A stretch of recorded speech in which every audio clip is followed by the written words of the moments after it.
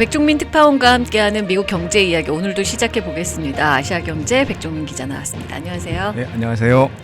오늘은 가상화폐라고 하죠. 비트코인에 대한 얘기를 좀 해볼 텐데 최근에 비트코인이 23,000달러를 넘어서 사상 최고가를 기록했다 이런 뉴스들도 있었고요.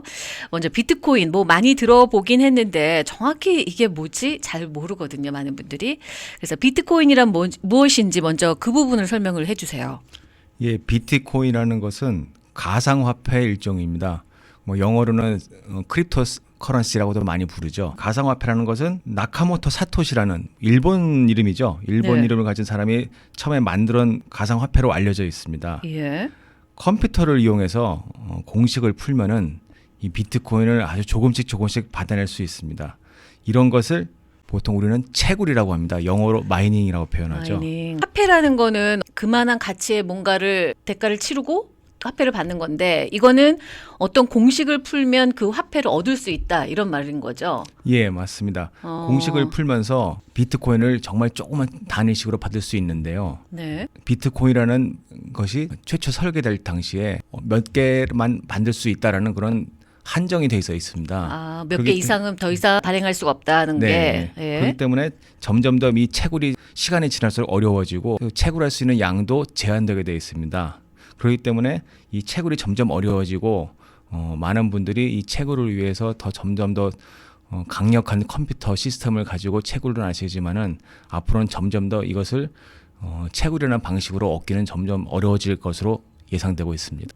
굉장히 어려운 공식들이기 때문에 그 공식이라는 게 네. 어떤 문제를 말씀하신 거예요? 뭐 수학은 아니겠죠, 설마. 사실 뭐 수학 비슷한 거라 보시면 될 것 같습니다. 아, 그래요? 과거에는 하나의 컴퓨터는 풀기 어려웠었기 때문에 여러 사람들이 같이 모여가지고 컴퓨터를 연동을 해서 네. 비트코인을 채굴을 하기도 했고 예. 그 이후에는 최근에는 채굴 전용 기계가 나와가지고 또 이 집중적으로 채굴을 하는 그런 분들도 있습니다. 하지만 이런 것들이 점점 더 어려워지고 있기 때문에 예. 앞으로는 어느 순간 돼서는 비트코인을 채굴로는 이제 받기 어려운 시기가 올 것으로 예상됩니다.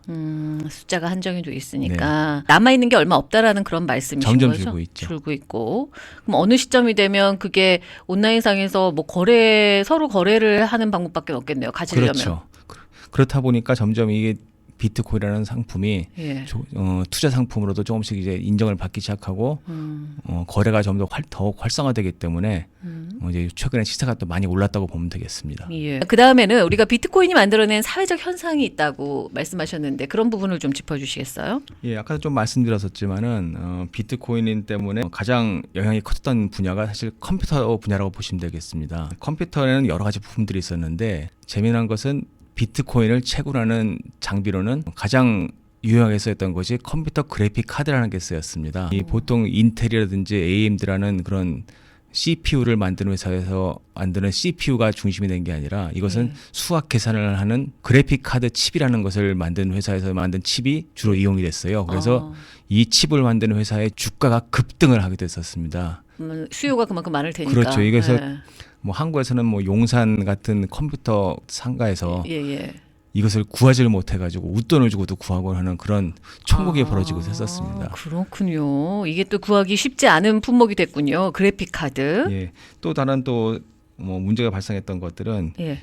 이 전기로 컴퓨터를 돌려서 채굴을 해야 되기 때문에 굉장히 전기료가 많이 됩니다. 컴퓨터를 또 한 대만 놓는 것도 아니고 뭐 수십, 수백, 뭐 많은 분들은 수천 대까지 놓고서 채굴 공장을 돌린다고 합니다. 그런 것들을. 그러다 보니까 전기료가 굉장히 많이 들고 채굴 비용이 적게 들기 위해서 저렴한 전기를 찾아가서 채굴을 하는 경우가 발생합니다. 그러다 보니까 사실 불법 행위도 많이 벌어지거든요. 그래요. 뭐 한국 같은 경우에서는 농업촌용 전기를 이용해서 채굴을 하다가 적발되신 분들도 많았습니다. 그렇군요. 거기가 전기료가 싸니까. 그렇죠. 전혀 상관없는 농어촌에 그런 시설들을 설치해 놓고 채굴을 하다가 적발되는 경우도 있고. 예. 또 다른 사례 같은 경우는 예. 해킹이나 도난 문제가 있습니다. 예. 한국의 일부 거래소들도 이 해킹 문제라는 문제에 상당한 어려움을 겪었었는데요. 예. 일본에서 있었던 일본의 가장 컸던 거래소라는 마운트콕스라는 곳이 하나 있었는데 네. 이곳을 파산을 했습니다. 왜요? 해킹 당해서요? 해킹과 그 과정에서 벌어진 비트코인이 도난 문제로 인해 가지고 그냥 파산을 할 수밖에 없는 상황이 벌어져가지고 굉장한 사회적 문제가 됐었습니다. 왜냐하면 이거 파산이라든지 이 도난을 당하게 되면은 찾기가 어렵거든요. 얘는 뭐 보호를 현금 받을 수 있는 것도 아니고 보호가 그쵸? 받기 어렵습니다. 왜냐하면 현찰과 똑같기 때문에 비트코인 지갑을 열 수 있는 자신만이 갖고 있는 암호화 키가 있지 않으면은 예, 예. 이것을 받기가 굉장히 어렵습니다. 그렇기 때문에 특히 비트코인 분실할 경우에 정말 찾기 힘들 데도 있고 특히 어떤 분들 같은 경우에 컴퓨터에 남겨놨던 비트코인이 예.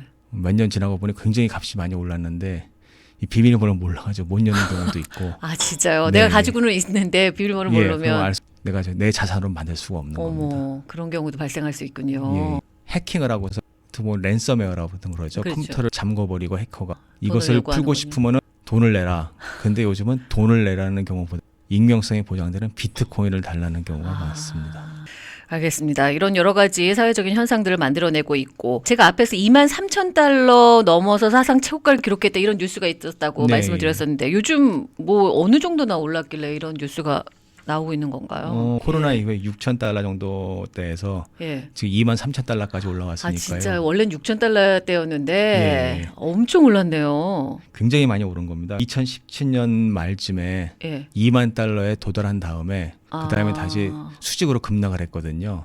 그 다음에 지금 3년여 만에 지금 다시 2만 달러 회복한 거기 때문에 2만 달러 돌파 이후에 다시 또 예. 2만 3천 달러까지 또 오르다 보니까 더욱 많은 관심을 받고 있는 것 같습니다. 그렇군요. 올해가 이게 코로나 때문에 경제 활동이 그렇게 좋지 않은데 이렇게까지 급등하는 이유가 뭐가 있을까요? 아무래도 이 비트코인이라는 것이 정상적인 시스템 내에 있는 그런 것보다는 예. 각 국가의 정부에 포함되지 않는 가상통화이기 때문에 오히려 위기 시에 많이 오르곤 합니다. 아. 비트코인이 처음에 오르게 된 계기도 예. 유럽에서 발생한 재정 위기 이후에 정부가 돈의 가치가 떨어뜨리고 물가가 오르다 보니까 어느 순간에 많은 분들이 비트코인에 주목을 하게 됩니다. 왜냐하면 비트코인은 누군가 조절을 할 수가 없기 때문이죠. 인위적으로 조절을 할 수 없기 때문에 예. 어느 순간 비트코인이 이제 안전자산이라는 아. 인식이 심어지면서 갑자기 치솟기 시작합니다. 금값이 오르는 것과 같은 원리라고 보면 되나요? 그 비슷한 원리라 보시면 되겠습니다. 금값도 엄청 올랐었잖아요. 그렇죠? 금값도 그 당시에도 많이 올랐고 최근에도 많이 올랐죠. 어떻게 그렇죠. 보면 금값하고 굉장히 비슷한 방향으로 흐른 것 같습니다. 그렇군요. 위기의 상황에서 안전자산이라고 생각을 하는군요. 네, 비트코인을. 최근에는 제도권 진입이 점점 더 많겠냐라는 그런 기대감도 더 많이 작용을 한 것 같아요. 그러다 보니까 대형 기관 투자자들이 조금씩 이제 관심을 보이기 시작합니다. 아, 개인이 아니라 이제 네, 기업에서 그렇죠. 나서서. 뭐 투자 기관들이 관심을 가지다 보니까 예. 이 비트코인 가치가 올라가게 되고 지난주 같은 게 제가 뭐 또 뉴스를 봤더니 미국 뭐 보험사들이 또 비트코인을 또 사들이기 시작해서 지난주에 또 많이 올랐다는 소식도 있더라고요. 또 하나 중요한 계기는 페이스북이 또 기여를 좀 했습니다. 페이스북도 자체 가상화폐를 내놨겠다고 한 그렇죠. 게 있었는데요. 예, 이것이 발행이 돼서 유통될 가능성이 좀 커졌습니다. 그래요. 그러다 보니까 리브라와 함께 묶여서 같이 비트코인도 급등을 하게 되는 케이스죠. 그렇군요. 그 리브라하고 이 비트코인하고 같은 원리인가요?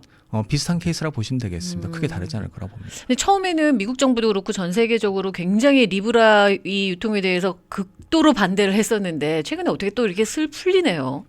이게 이제 바로 급하게 풀리지는 않겠지만요. 예. 최근에 이 중국 정부 같은 경우도 디지털 화폐에 대한 관심이 커지면서 직접 실험에 나서기도 했습니다.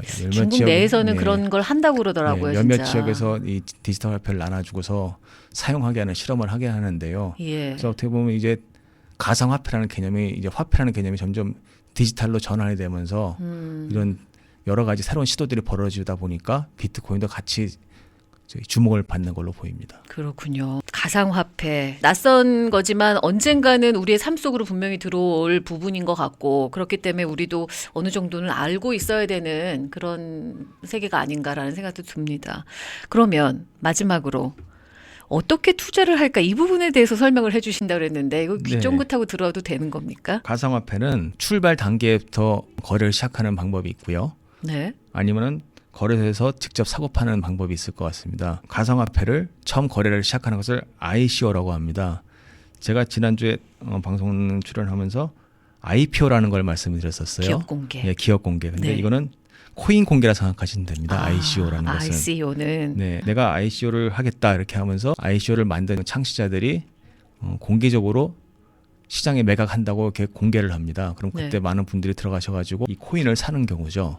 근데 보통 시장에는 지금 비트코인 말고도 뭐 예. 다양한 코인들이 많이 있습니다. 보통 알트코인이라 이런 것들 통칭해서 부르는데요.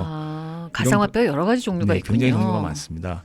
그리고 뭐 비싼 비트코인은 23,000달러라고 하지만은 예. 또 굉장히 저렴한 코인도 있고 아, 그러다 보니까 그러니까 주식하고 되게 비슷하네요. 그러면 이게 그렇죠. 그러니까 비트코인을 내가 획득하는 방법이 채굴이라는 방법이 있고, 네. 그다음에 이게 공개가 되면 비트코인 공개가 되면 거기서 구입을 할 수도 있는 네. 거고, 아 이렇게 방법이 다양하게 있는 네. 거군요. 그래서 결국에는 거래소에서 거래를 하는 게 많이 쓰이는 방법인 것 방법이에요. 같습니다. 거래소에서 네. 사는 방법. 네, 그 최근에는 이 비트코인 가격이 워낙 오르다 보니까 네. 코인베이스라는 미국 최대 거래소가 증시에 상장을 하겠다고 아 그런 비트코인을요. 계획을 발표하기도 했습니다. 그래요. 그거 가능해요. 근데 증시에 상장을 하는 게 상장이라는 것은 상장 요건을 맞추면 되는 거기 때문에 예. 가능하다고 볼 수 있지만 또 이 거래소 자체에서 음, 또 승인을 안 해줄 수도 있기 때문에 그렇죠. 그것은 한번 지켜봐야 될 필요가 있는 것 같습니다. 그러네요. 또 네. 다른 또 방법이 하나 있다면은 네. 주식시장에서 하는 방법인데요. 비트코인 뭐 테마주라는 것들이 또 많이 형성이 돼 있을 겁니다. 비트코인과 관련된 기업들에 대한 주식을 사시거나 아니면 그런 기업들에 투자하는 상장 지수 펀드 ETF라는 것이 있습니다. 예. 그 ETF라는 걸 구입하셔가지고 좀 편하게 비트코인의 시세가 상승에 따른 그 효과를 보실 수도 있습니다. 이해 살짝 안 되지만 어렵네요.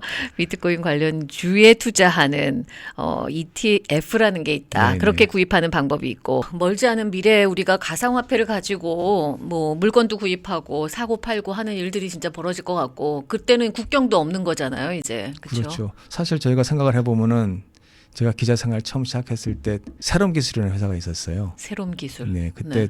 인터넷으로 전화를 한다. 아, 그래서 주가가 몇백만 원이 되고 있었었는데 네네.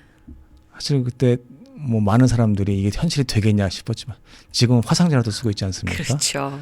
시간은 흐르다 보면은 또 우리의 삶과 기술로 인한 발전은 우리가 생각했던 것 이상으로 네. 우리의 주변에서 정말 쉽게 찾아볼 수 있는 때가 올 것이고요. 그럴 때 그렇죠. 같은 경우에는 또 흐름은 또 달라지겠죠.